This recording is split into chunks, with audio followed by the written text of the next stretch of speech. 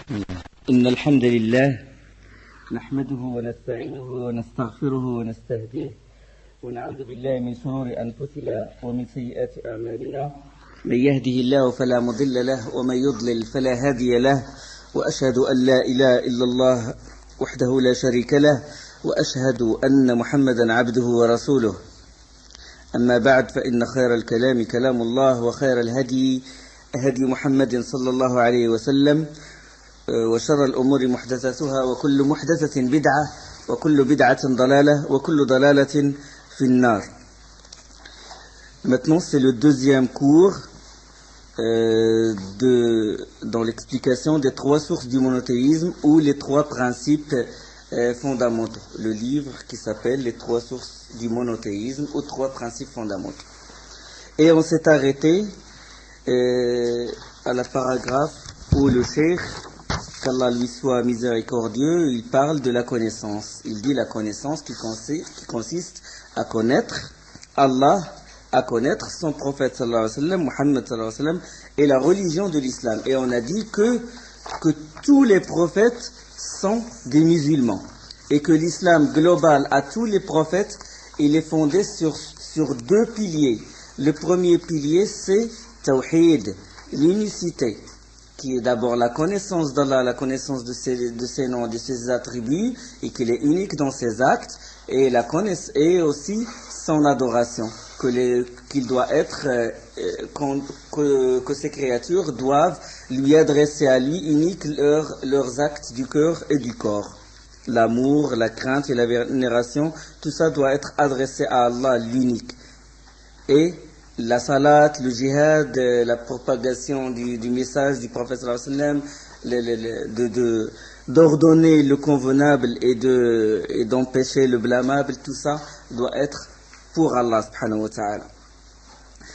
Et donc ça c'est le premier pilier, l'unicité, tawhid Allah subhanahu wa ta'ala, que nul n'est en droit d'être adoré qu'Allah. Le deuxième pilier, c'est l'obéissance du prophète. Ça c'est l'islam global, d'accord? Et on a dit on s'est arrêté à Moussa alayhi salam, au verset qui parle de Moussa, que Moussa, dans Surat Yunus, Allah il dit que Moussa est musulman. وَقَالَ مُوسَى يَا قَوْمِ إِن كُنْتُمْ آمَنْتُمْ بِاللَّهِ فَعَلَيْهِ تَوَكَّلُوا إِن كُنْتُمْ مُسْلِمِينَ. Et Moussa dit, ô mon peuple, si vous croyez en Allah, placez votre confiance en lui si vous êtes musulman. Surat 10, verset 84. Isa alayhi salam, il est musulman. Dans Surat al-Ma'ida, وَإِذْ أَوْحَيْتُ إِلَى الْحَوَارِيِّينَ أَنْ آمِنُوا بِي وَبِرَسُولِي قَالُوا آمَنَّا وَاشْهَدْ بِأَنَّنَا مُسْلِمُونَ. Et quand j'ai révélé aux apôtres ceci, les apôtres, les compagnons de Isa alayhi salam, ceci, croyez en moi et en mon messager Jésus, ils diront, nous croyons et attestent que nous sommes musulmans. Surat 5, verset 111. Donc tous les prophètes sont des musulmans. Il y a des différences dans les législations. وَلِكُلٍّ جَعَلْنَا مِنْكُمْ وِجْهَةً وَلِكُلٍّ جَعَلْنَا مِنْكُمْ شِرْعَةً وَمِنْهَاجًا. Et à chaque communauté, à chacun de vous, on a assigné une voie. Donc certes, les législations diffèrent, mais la base c'est la même, à savoir l'unicité et l'obéissance du prophète. Donc la deuxième chose, après la connaissance d'Allah, la connaissance du prophète sallallahu alayhi wa sallam et la connaissance de la religion de l'islam, il faut quoi? Il faut la mise en pratique, al-amal. Donc la pratique. Donc c'est une pratique, l'acte, il doit être basé sur la connaissance. Donc il faut l'acte, après la connaissance, mettre en application ce que tu connais. Tu sais qu'Allah est en droit d'être adoré, que je dois l'aimer, que je dois le vénérer, que je dois lui adresser tous mes actes du cœur, que je dois lui adresser tous mes actes du corps, la prière et tout. Donc je dois faire ça, je dois faire ces adorations-là, je dois l'aimer, je dois me prosterner devant lui, je sais qu'Allah m'a interdit ceci, je me l'interdis. Je sais qu'Allah m'a recommandé ceci, je lui obéis et je fais ce qu'il m'a recommandé.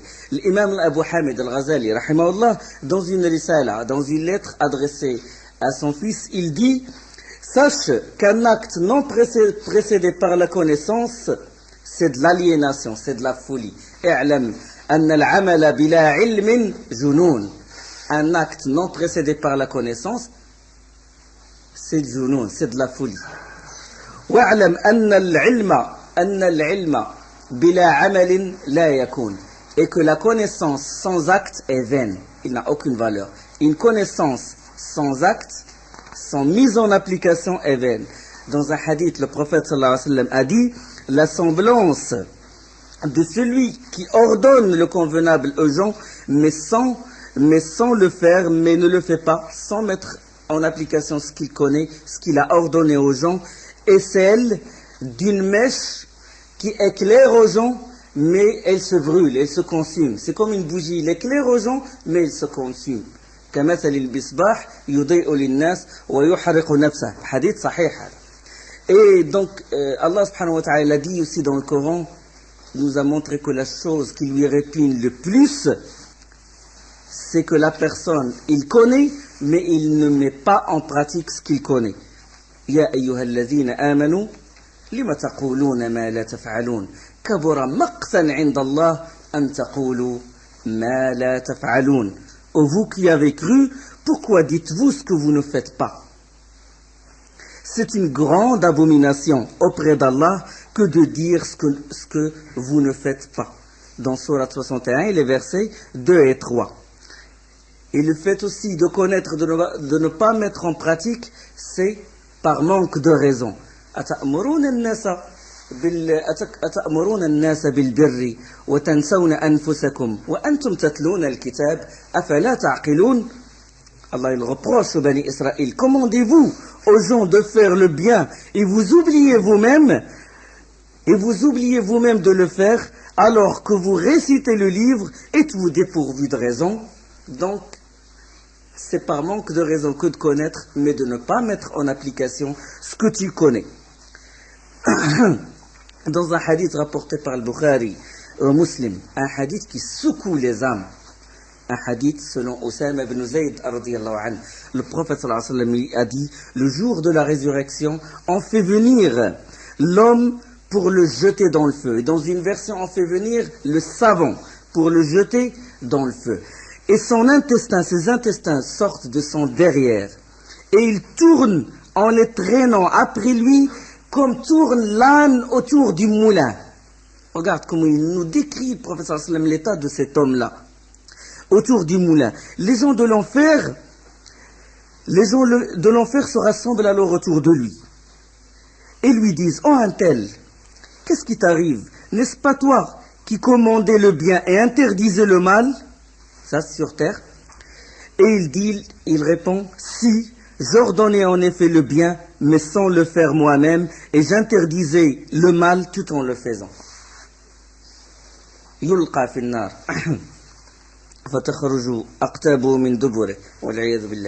Donc ça c'est pour la personne qui connaît, qui a le savoir mais qui ne le propage pas. Donc ceux qui ont réuni la connaissance et l'acte, qui ont réuni la connaissance, al-ilm ou al-amal, ils ont réuni ces deux choses-là, sont les gens de Sirat al-Mustaqim, sont les gens de la voie droite. On dit dans le Coran, Ihdina Sirat al-Mustaqim, guide-nous dans le droit chemin. Sirat al-Ladhina an'amta alayhim, le chemin de ceux que tu as comblés de faveur. Dans un autre verset de Surat Nisa, وَمَنْ يُطِعِ اللَّهَ وَرَسُولَهُ, celui qui obéit à Allah et son envoyé, فَأُولَٰئِكَ مَعَ الَّذِينَ أَنْعَمَ اللَّهُ عَلَيْهِمْ, ceux-là seront avec ceux qu'Allah a comblés de faveur.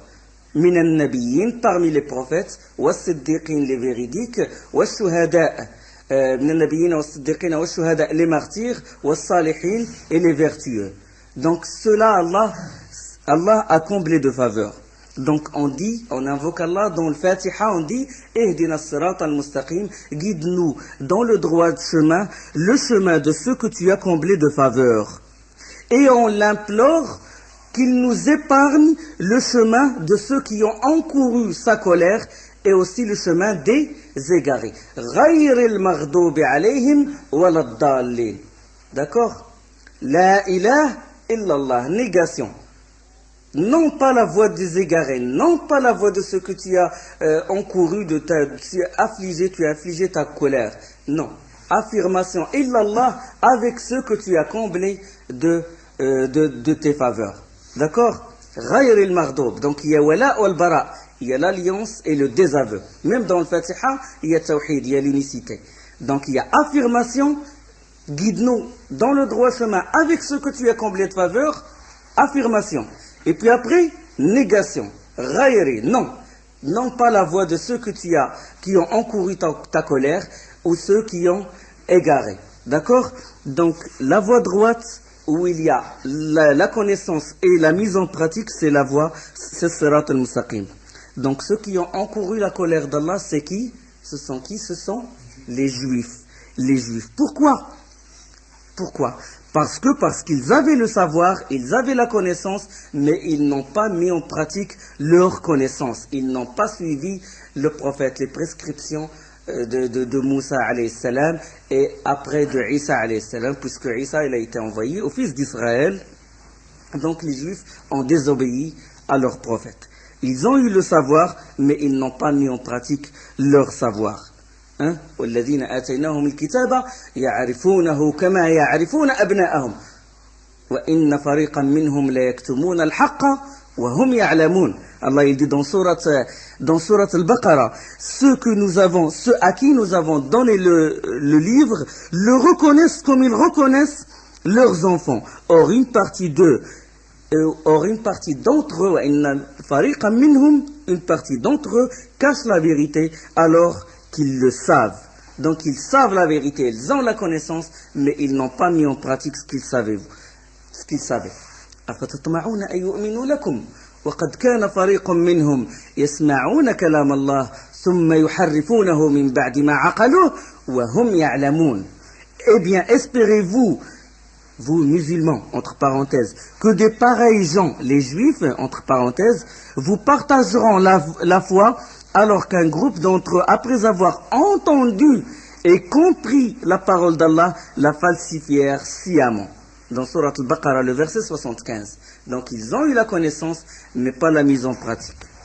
Ces gens-là, qui ont eu la connaissance, les livres, mais ils n'ont pas mis en pratique cette connaissance, Allah les a ressemblés aux ânes, himar. مثل الذين حملوا التوراة ثم لم يحملوها كمثل الحمار يحمل أسفارا. Un âne qui porte sur son dos les livres.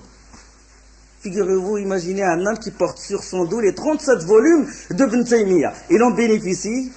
Non, il n'en bénéficie pas. Il en profite de ces livres-là. Le Bukhari, l'explication de Bukhari sur son dos. Fath al-Bari. Allah les a ressemblés aux ânes. Allah il dit dans la sourate 62, le verset 5, ceux qui ont été chargés de la Torah, mais qui ne l'ont pas appliquée, sont pareils à l'âne, qui porte des livres. Quel mauvais exemple que celui de ceux qui traitent de mensonges les versets d'Allah. Donc, ils ont eu le livre, mais ils n'ont pas mis en pratique, ils ressemblent à l'âne. Et il les a ressemblés aussi aux chiens. وَاتْلُ عَلَيْهِمْ نَبَأَ الَّذِي آتَيْنَاهُ آيَاتِنَا فانسلخ منها فأتبعه الشيطان فكان من الغاوين ولو شئنا لرفعناه بها ولكنه أخلد إلى الأرض واتبع هواه فمثله كمثل الكلب إن تحمل عليه يلهث أو تتركه يلهث.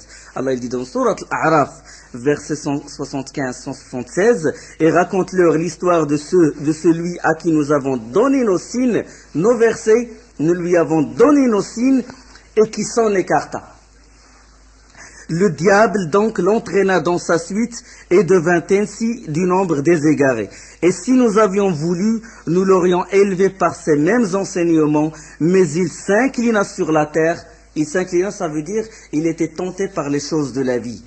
Regardez, s'incliner, c'est rabaisser. Nous l'aurions élevé. Élevé par les enseignements. Mais lui, il veut ici-bas. Il veut la vie avec ses passions, avec l'or, avec l'argent, avec les voitures, etc., etc. Mais il s'inclina vers la terre et suivit sa propre passion. Il est semblable à un chien qui allaite si tu l'attaques et qui allaite aussi si tu le laisses. Donc celui qui qui a la connaissance mais qui ne met pas en pratique ses connaissances, il risque qu'il tombe dans la condamnation de ces deux versets, qui risque d'être soit comme un âne ou comme un chien. Donc la voie droite, connaissance et mise en pratique. Pas la voie de ceux qui ont encouru la colère d'Allah, ils ont eu la connaissance mais ils n'ont pas appliqué. Et pas aussi la voie de ceux des égarés, dalil. Les égarés c'est quoi? C'est des gens qui ont adoré Allah avec ignorance. Ils se sont retranchés dans les églises, dans les oratoires, dans les mosquées. Ils sont éloignés de la vie pratique.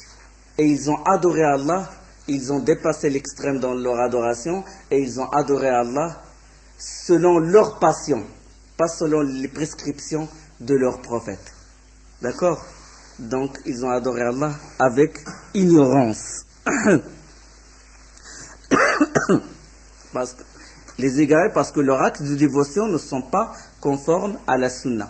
Celui dont les actes de dévotion qui innove un dhikr, où son cheikh lui apprend un dhikr, il va dire toute la nuit tu vas réciter ce dhikr-là jusqu'au matin.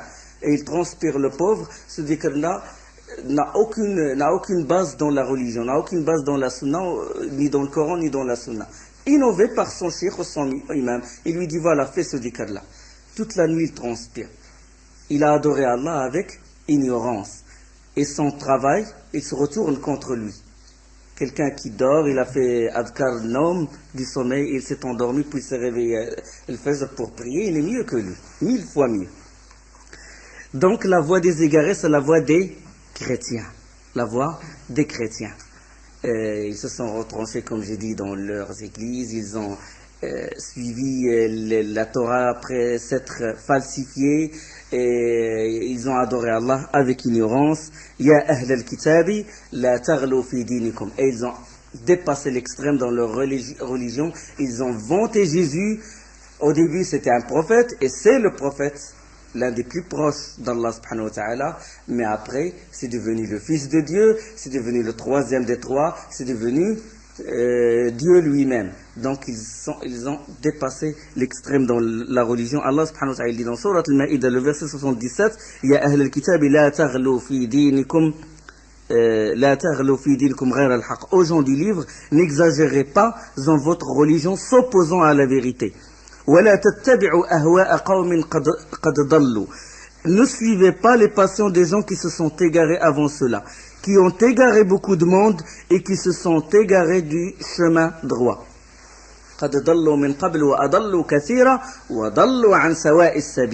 Donc, ils étaient égarés et Allah nous dit de ne pas suivre leur voie. Donc, ils ont suivi les égareurs. Ils ont vanté, comme je dis, Isa alayhi salam. Voilà. Quand on fait un acte qui n'est pas conforme à la sunna, il est vain, il n'a aucune considération auprès d'Allah subhanahu wa ta'ala. D'accord? Et quand on tombe dans l'association, quand ils ont associé Isa alayhi salam avec Allah, toutes leurs œuvres sont vaines. Même s'ils font du bien, même s'ils souffrent toute leur vie, du moment qu'ils ont associé avec Allah subhanahu wa ta'ala dans l'adoration ou dans sa seigneurie, Allah il n'accepte rien d'eux. D'accord? لقد كفر الذين قالوا إن الله هو المسيح ابن مريم. Certes, sans mécréants sont ceux qui ont dit que Dieu c'est le fils, Dieu c'est Jésus fils de Marie. لقد كفر الذين قالوا إن الله هو المسيح ابن مريم. Que Allah c'est le Messie fils de Marie. وقال المسيح, et le Messie a dit, يا بني إسرائيل, aux fils d'Israël, aux enfants d'Israël, اعبدوا الله ربي وربكم, adorez Allah qui est mon Seigneur et qui est votre Seigneur. إنه من يشرك بالله, celui qui associe à Allah, فقد حرم الله عليه الجنة, Allah lui interdit le paradis. ومأواه النار, et l'enfer sera sa demeure. وما للظالمين من أنصار, et pour les injustes, point de secoureur. Donc celui qui est associé avec Allah, وَقَدِّمْنَا إِلَى مَا عَمِلُوا مِنْ عَمَلٍ فَجَعَلْنَاهُ هَبَاءً مَنْثُورًا. Celui qui est associé avec Allah, Allah qu'est-ce qu'il dit? Nous avons considéré l'œuvre qu'ils ont accomplie et nous l'avons réduite en poussière éparpillée. Il souffre toute sa vie et tout ce qu'il a fait du bien, il a aidé les gens, il a eu la pitié envers les gens, mais il a commis la plus grande injustice, qui est pire que le crime, qui est pire que toute autre chose, c'est d'associer avec Allah. Il a touché à la souveraineté d'Allah subhanahu wa ta'ala. Allah ne lui pardonne pas. À quoi ça sert de courir à droite et à gauche, de souffrir, si les actes qu'on fait ne sont pas conformes à la sunna ou si ils ne sont pas, c'est-à-dire ils ne sont pas précédés par la connaissance. La personne, il croit qu'il est en relation avec Dieu, il se sent concentré, il se sent alors qu'il est dans l'égarement. Pourquoi? Parce que ces actes n'étaient pas précédés par la connaissance. هل أتاك حديث الغاشية. Allah dit dans le Coran. هل أتاك حديث الغاشية. T'est-elle parvenue la nouvelle de l'occultante, l'enfer? وجوه يومئذ خاشعة. Des gens dont les visages étaient auparavant dans l'humilité. Khushu', ils avaient le khushu'. عاملة, préoccupés, toujours occupés par le travail. ناصبة, souffrant, actifs et souffrants. Tasla nar al-hamiyya, brûleront le jour, ce jour dans un feu ardent. Comment? Dans l'humilité. Et ils travaillent et ils souffrent jour et nuit. Et Allah, il les met, il dit khashi'a, humilité. Ils ont de l'humilité, ils étaient concentrés et tout. Pourquoi? Parce que leurs actes n'étaient pas conformes aux prescriptions du prophète. Et leurs actes n'étaient pas précédés par la connaissance. C'est un faux khushu', c'est une fausse humilité. L'imam Ahmed, Al-Nasa'i, Al-Darimi et Ibn Abi Hatim, Al-Hakim et d'autres, selon Ibn Mas'ud a dit, radiyallahu anhu, que le prophète sallallahu alayhi wa sallam traça une longue ligne. Il traça comme ça, une longue ligne et dit, voici le chemin d'Allah tout droit. Le prophète sallallahu alayhi wa sallam, il est en train d'expliquer aux compagnons, de faire une séance de travaux pratiques aux compagnons et il leur éclaircit, voilà la voie d'Allah, comment il doit être. Il traça une longue ligne comme ça, une longue ligne, et ensuite il traça à droite et à gauche de cette ligne, hadith il est sahih, des petites lignes sur la droite et à gauche de cette ligne qui est droite et qui est longue. Il dit, voici les chemins sur lesquels se tient le diable. Il a tracé une ligne droite, il a dit, voilà, hada siratullah, la voie d'Allah. Et puis il a mis à côté des petites lignes, comme ça. Et il dit, à la tête de chaque ligne, il y a un diable qui exhorte les gens d'emprunter sa voie. Qui exhorte les gens d'emprunter sa voie. Ça veut dire qu'il veut dévier les gens de la voie droite qui est longue et il veut les emmener vers les autres voies. Et puis il récita le verset. Voilà, le prophète sallam, il a expliqué le verset par, ça veut dire par la parole et par l'acte. Il leur a expliqué le verset du Coran. Parce que le prophète, il explique ce qu'il y a dans le verset. Il explique le Coran, il a expliqué le Coran aux compagnons. D'accord? الآية وأنزلنا إليك الذكر لتبين للناس ما نزل إليهم ولعلهم يتفكرون. Allah il dit, et vers toi nous avons fait descendre le Coran pour que tu exposes clairement aux gens ce qu'on a fait descendre pour eux et afin qu'ils réfléchissent. D'accord?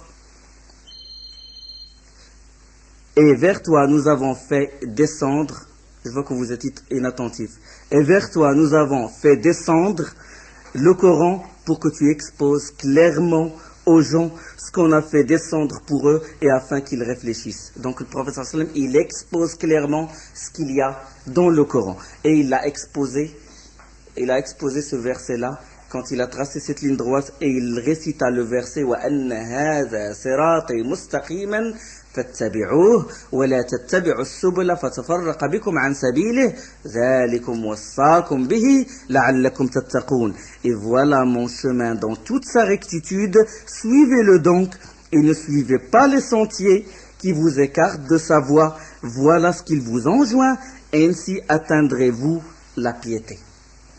Le verset 153 du surat Al-An'am, surat numéro 6. D'accord?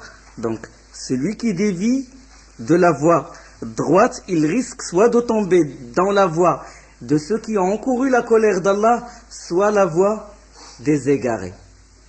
Imma al-maghdoub alayhim wa imma ad-dallin. D'accord? Ce hadith-là, il est en parfaite harmonie, ou ce verset-là, avec le hadith qui l'explique, il est en parfaite harmonie avec un autre hadith. C'est hadith al-Firaq. Le prophète sallallahu alayhi wa sallam a dit, et ma communauté va se scinder en 73 groupes, tous en enfer, sauf un seul groupe, c'est le groupe sauvé. C'est celui qui va suivre la voie droite qui est longue. Elle est longue, hein? Il a tracé et c'est long. C'est plus long que les autres. Long, il faut l'effort. Il faut beaucoup d'efforts dans la connaissance, il faut beaucoup d'efforts dans la mise en pratique, il faut beaucoup d'efforts dans la propagation et beaucoup de patience. Et les autres voies, c'est des voies qui sont faciles. Pourquoi? Parce qu'ils sont pleins d'ambiguïté et de passion. D'accord? Les voies des égarés et les voies de ceux qui ont encouru la colère d'Allah subhanahu wa ta'ala. Donc 73, le prophète sallallahu alayhi wa sallam dit ma communauté, ça veut dire qu'ils ne vont pas s'éterniser en enfer. Attention, ils ne vont pas s'éterniser en enfer. Les 72 qui ont dévié de la voie droite. D'accord? Mais ils risquent l'enfer et plus ils s'éloignent de la voie droite, plus ils sont proches de l'enfer. D'accord? Plus ils sont proches de l'enfer. Mais le groupe sauvé, l'enfer, en gros, l'enfer ne le touchera pas. Il sera sauvé. Les savants, ils disent sauvé, ça veut dire sauvé des bid'ah, des innovations ici-bas et sauvé de l'enfer dans l'au-delà. D'accord? Et ma communauté va se scinder 73 groupes, tous en enfer, sauf un groupe.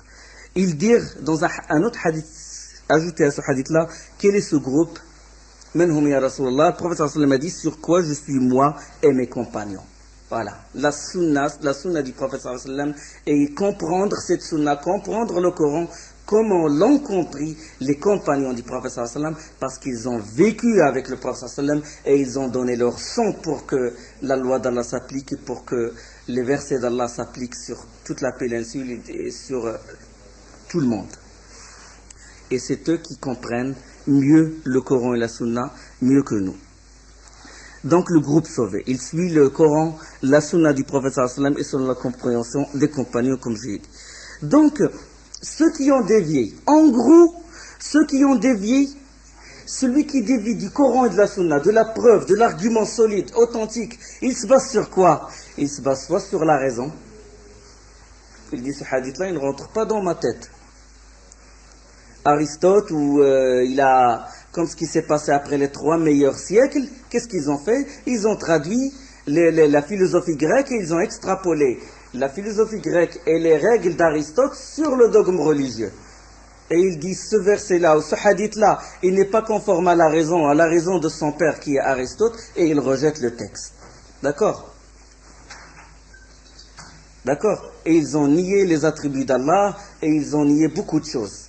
Et ils ont nié qu'Allah il est au-dessus des cieux, ils ont nié la main d'Allah, il dit parce que la main c'est un membre, et ça il ne faut pas l'attribuer à Allah, parce que Allah ce n'est pas une substance, ni ce qui advient à la substance, et ils ont mélangé la philosophie avec la religion, et ils ont utilisé en premier la raison, mais pas la raison pure, la raison fausse, touchée avec les ambiguïtés. Sinon, comme a dit Ibn Taymiyyah, tous les versets, toutes les lois d'Allah et tous les versets d'Allah, ils sont en parfaite harmonie avec la raison de l'homme sensé. D'accord? Donc eux, ils ont mis en premier la raison. Tout ce qui est conforme à la raison, ils le prennent. Tout ce qui n'est pas conforme, ils le rejettent. Même si c'est un hadith authentique, même si c'est rapporté par le Bukhari, la raison, c'est la raison qui prédomine. C'est la voie des Mu'tazilites et les sectes qui les ont suivis. Les autres, les autres, ils n'ont pas utilisé la raison. Donc, qu'est-ce qu'ils utilisent? Le goût, le goût. Ils se sentent tranquilles quand, même si c'est un hadith da'if, ils disent, je sens ce hadith. Non, mais, haddathana fulan, la chaîne des rapporteurs, c'est un hadith da'if. Les rapporteurs de ce hadith-là, c'est des hommes, il y a des menteurs dans la chaîne des rapporteurs. Les savants, en fait, les savants qui s'occupent de la critique des hommes et qui cherchent le hadith et qui ont voyagé, qui ont souffert et tout, ils ont déduit, conclusion, ce hadith est da'if. Il dit non, moi j'ai senti qu'il est bon. le sentiment, le goût, le kashf. Tu vois, c'est la voie des soufis. D'accord? La voie des soufis. Vous, les gens du hadith, vous prenez vos hadiths des morts. حدثنا شعبة قال حدثنا قتادة. Nous, on le prend directement du prophète sallallahu alayhi wa sallam. D'accord? Tijani, Shadili, il dit, moi j'ai vu directement le prophète sallallahu alayhi wa sallam, coréen. Et il m'a dit, voilà ce dhikr, apprends-le aux gens. Tu le trouves dans le Bukhari, dans Muslim, dans Nasa'i, dans Tirmidhi? Non, je ne le trouve pas. Et comment? Aucun compagnon nous a dit telle chose, nous a rapporté tel dhikr ou tel acte de dévotion ou telle adoration. Non, mais moi je l'ai vu. Des siècles plus tard, il a vu le prophète sallallahu alayhi wa sallam et il a reçu les enseignements de lui.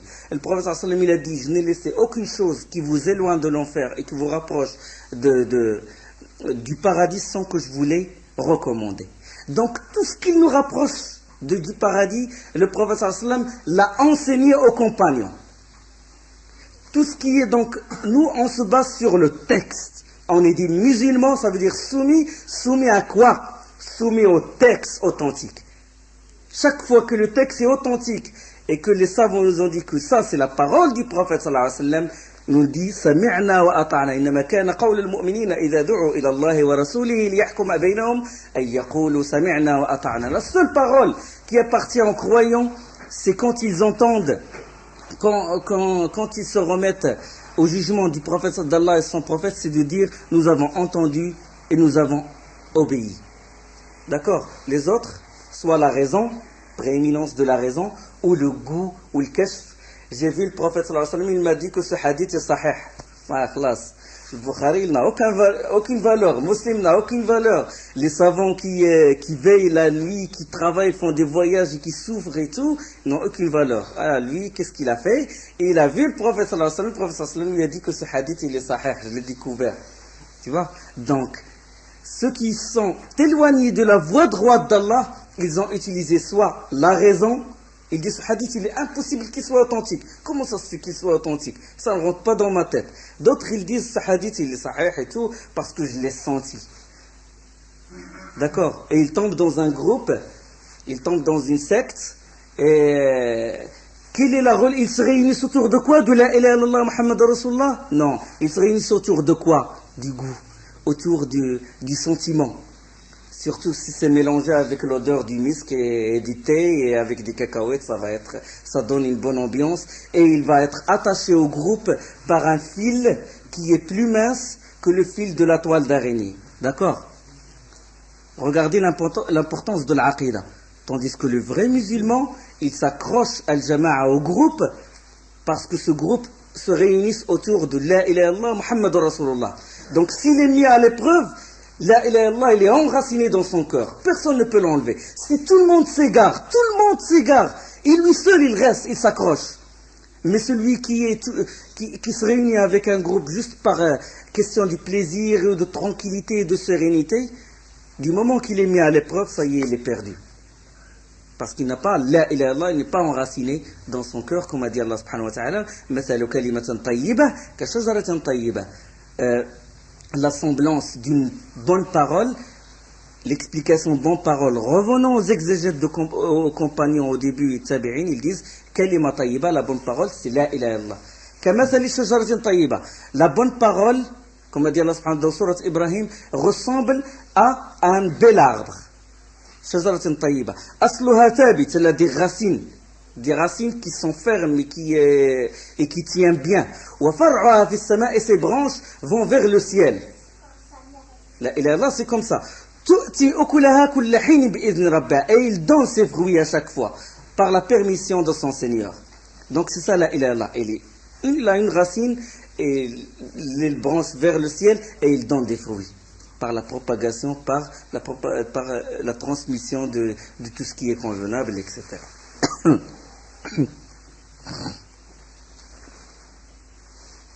Donc c'est ça la voie droite. Donc ne pas tomber dans la voie où on utilise notre goût, le goût ou la tranquillité, ni la raison en premier avant le texte. Non, le texte en premier.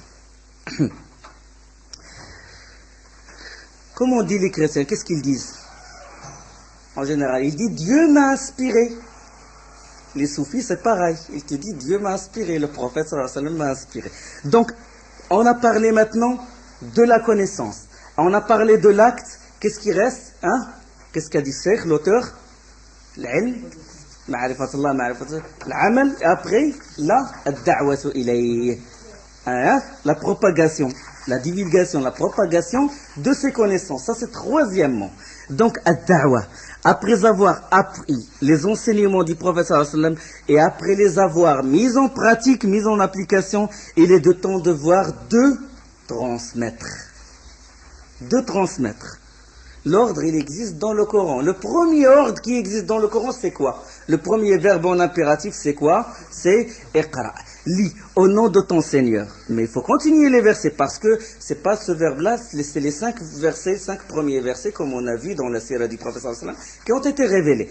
Iqra bismi rabbika alladhi khalaq. Lis au nom de ton Seigneur qui a créé. Khalaq al-insana min alaq, qui a créé l'homme d'une adhérence. Iqra, le deuxième. Iqra wa rabbuka al-akram. Lis, ton Seigneur est le plus noble et le très noble qui a enseigné. Iqra wa rabbuka al-akram alladhi 'allama bil qalam, qui a enseigné par la plume. 'Allama al-insana ma lam ya'lam, a enseigné à l'homme ce qu'il ne savait pas. Donc lecture, enseignement. J'ai connu, j'ai lu, j'ai connu, j'ai été enseigné, d'accord. Et après ce verset-là, la deuxième révélation, c'est quoi? Ya ayyuhal muddaththir qum fa'anzir. Ô toi, le revêtu d'un manteau, lève-toi et avertis. Après la connaissance, la mise en pratique, da'wa, lève-toi et avertis. Dans Surat al-Muddaththir. Et avertir qui en premier?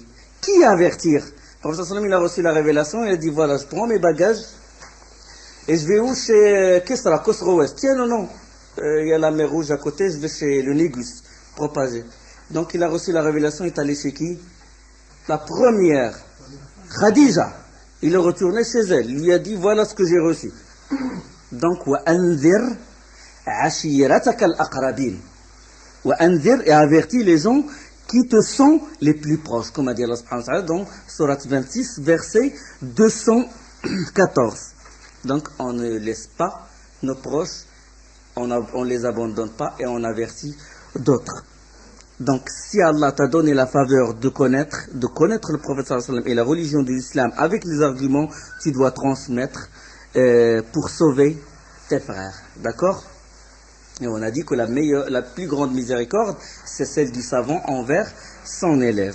L'imam Muslim, il rapporte dans un hadith de Abi Mas'ud, Uqba ibn Amr al-Ansari al-Badri, un compagnon du prophète sallallahu alayhi wa sallam, que le prophète sallallahu alayhi wa sallam a dit, celui qui montre la voie d'une bonne action à l'égal du salaire de celui qui l'a fait. Vous vous rendez compte? L'importance de la da'wa. Celui qui montre la voie d'une bonne action à l'égal du salaire de celui qui l'a fait. Ud'u ila sabili rabbika bil hikmati wal maw'izati al hasana wajadilhum billati hiya ahsan. Par la sagesse et la bonne exhortation, appelle les gens au sentier de ton Seigneur.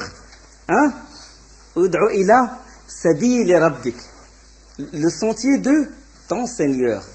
Le droit chemin, pas les autres voies. Parce que tout le monde, il propage.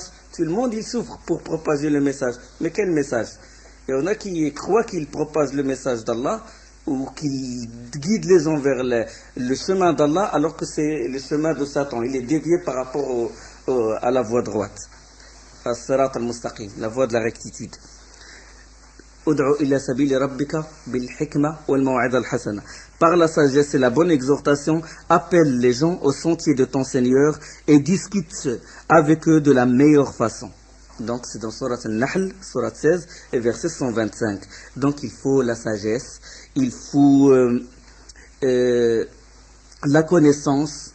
قل هذه سبيلي أدعو إلى الله على بصيرة أنا ومن اتبعني وسبحان الله وما أنا من المشركين. Allah il dit dans Surat Yusuf, le verset 108, dit voici ma voix. Voici ma voix, la voix droite. Voici ma voix. J'appelle les gens vers où? Vers Allah. Pas vers mon cheikh ou vers mon école ou vers ma voix, non, vers Allah. La voix d'Allah, la voix droite d'Allah. Moi et ceux qui me suivent. Ça veut dire ceux qui suivent le prophète sallallahu alayhi wa sallam, sa sunna. Nous basons sur une preuve évidente. Nous basons sur quoi? La connaissance. Ala basira. Il faut souligner ça. Il faut souligner. Ala basira. Nous basons sur une preuve évidente.